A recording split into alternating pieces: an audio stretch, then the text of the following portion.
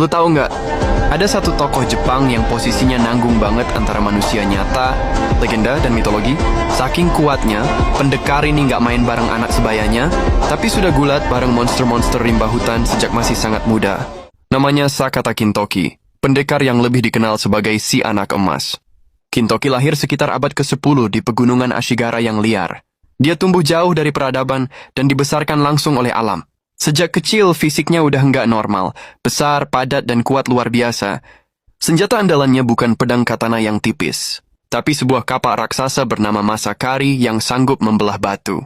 Ia mampu mengangkat batu raksasa dan menghadapi roh-roh gunung, tapi kepribadiannya tetap polos dan jujur. Inilah kenapa dia disebut Kintaro. Nama Kintaro nama masa kecilnya, secara harfiah berarti anak emas, bukan karena kekayaan, tapi karena nilainya sebagai manusia. Cerita-cerita ini berfungsi sebagai simbol. Kekuatan sejati lahir dari kemurnian, bukan kekuasaan. Dalam legenda yang dipercaya masyarakat Jepang, dia saking kuatnya nggak main bareng anak sebayanya, tapi gulat bareng monster-monster hutan seperti beruang. Mungkin terdengar mustahil, tapi di pegunungan Jepang era itu, beruang adalah penguasa rimba. Dan Kintoki adalah satu-satunya yang bisa menaklukkannya. Kintoki bahkan menjinakkan beruang tersebut dan menjadikannya teman setia sekaligus tunggangannya. Pada titik ini kisahnya masih murni mitologis, tapi segalanya berubah ketika ia ditarik masuk ke sejarah. Ketika Minamoto no Yorimitsu, seorang jenderal penting dari klan Minamoto yang bekerja untuk istana kekaisaran, mendengar rumor tentang anak gunung dengan kekuatan di luar nalar.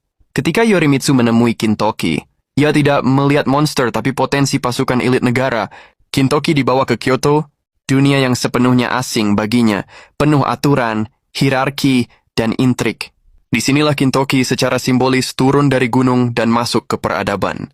Ia diberi nama resmi Sakata Kintoki dan dilatih sebagai prajurit elit. Kintoki kemudian menjadi bagian dari Shiteno, 4 pengawal utama Minamoto no Yorimitsu bersama Watanabe no Tsuna, Urabe no Suetake, dan Usui Sadamitsu. Kelompok ini bukan sekadar pasukan militer, tapi simbol kekuatan moral dan spiritual negara, dipercaya melindungi Kyoto dari ancaman dunia nyata dan dunia gaib. Dalam cerita-cerita heroik, Kintoki selalu digambarkan sebagai yang terkuat secara fisik di antara keempatnya. Ia bukan yang paling cerdas, tapi yang paling dapat diandalkan saat situasi mentok. Saat yang lain berpikir, Kintoki bertindak. Ia digambarkan menghadapi Oni dan ancaman supernatural tanpa ragu, bukan karena keberanian kosong, tapi karena kesetiaan mutlak pada tuannya. Ini penting, Kintoki tidak pernah digambarkan ingin kekuasaan, jabatan, atau ketenaran. Ia hidup untuk melayani, bukan menguasai. Ironinya, meskipun reputasinya besar, Kintoki tidak mendirikan klan, tidak menjadi daimyo, tidak membangun kekuasaan. Dalam versi